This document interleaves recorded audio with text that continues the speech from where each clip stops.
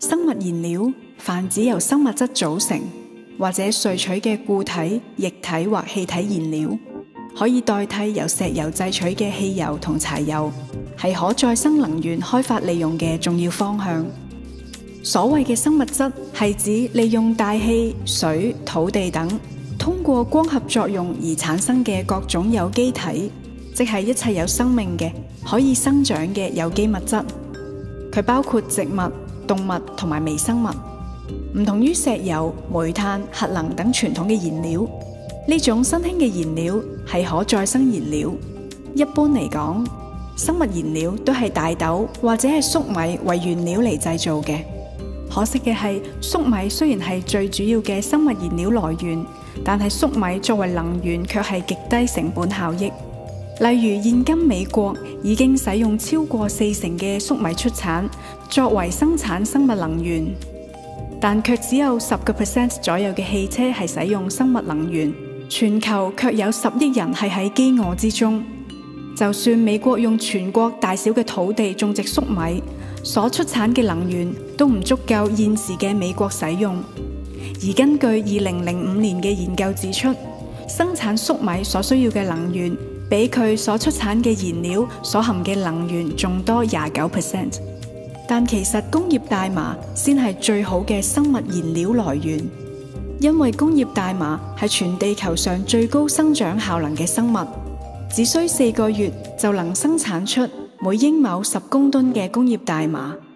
而根據一啲統計指出，人類只需要使用大約6% 美國嘅國土大細嘅土地，即係比德克薩斯州仲要細嘅面積，就能夠生產出足夠全人類用作所有能源嘅工業大麻生物燃料，代替所有由石油生產嘅能源。所以人類現今所面對嘅各種問題，包括饑荒、土地荒漠化、森林減少、空氣污染、能源短缺同健康問題，都係由一小撮貪心嘅銀行家同石油工業家所造成嘅。And we certainly are glad that the hemp car is here at the Knox County Fair. We invite you, it's only going to be here today, so I would suggest you get here to the Knox County Fair and look over the hemp car, find out all about this alternative to our fuel of motoring around the United States. Now, you're involved in the fuel end of this, is that right? Correct. Apple Energy is dedicated to the construction of micro biodiesel facilities. 500,000 gallons production a year in regional communities, as opposed to macro construction, which would be multi-million gallon a year facilities where you have to truck your grain a 5 hours drive. We believe in wherever the grain is grown, the fuel should be manufactured there. And we need alternative fuels, and we need to find ways to be able to fuel our vehicles without something other than oil products. Correct. And the beauty of biodiesel is you can use any oilseed crop, ranging from castor bean to palm oil to soy oil to hemp oil, and create a fuel that is 90% cleaner, 90% less carcinogenic than standard diesel fuel. Same energy, but 90% cleaner. What kind of mileage are they getting on the hemp car? Pre-introduction of biodiesel, they were getting 27 miles per gallon. Post-introduction of biodiesel, 27 miles per gallon. Okay, so pretty much there. Across the board. Are they traveling all over the United States with the hemp car? Correct. It's a 10,000-mile journey on the map, starting from Virginia, D.C., to Montreal, Canada, to Toronto, Detroit, down to Columbus, back up to Winnipeg, Canada, over to Vancouver, down to Seattle, down to San Diego, over to Austin, Texas, Atlanta, Georgia, Charlotte, North Carolina, and back up to D.C. Could hemp fuel help us to kick our dependency on highly toxic fossil fuels? Carbon monoxide is the leading cause of death in this country from burning. It accounts for more fatalities each year than drug overdoses combined. Over history, it would be hard to predict how many people have died from gasoline that didn't know what killed them. It is poison-spreading material because it is distilled with benzene, hexene, and xylene, and toluene. These chemicals are all known carcinogenic materials. Normal drinking alcohol, also known as ethanol, is the cleanest of all liquid fuels. George Tyson is developing techniques to produce ethanol from fast-growing, high cellulose plants like hemp. We jokingly say this is the fuel that if you were burning it in your car, the reason a dog would chase your car was because he liked the smell of the exhaust pipe. As you can see, there is no smoke emitting from this in this room. Try this with a tablespoon or two of gasoline, and you will have the comparative test.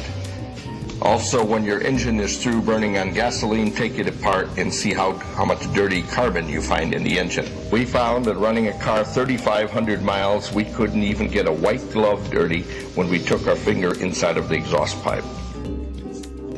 All plants are storehouses of solar energy, and all plants can be fermented to produce ethanol fuel.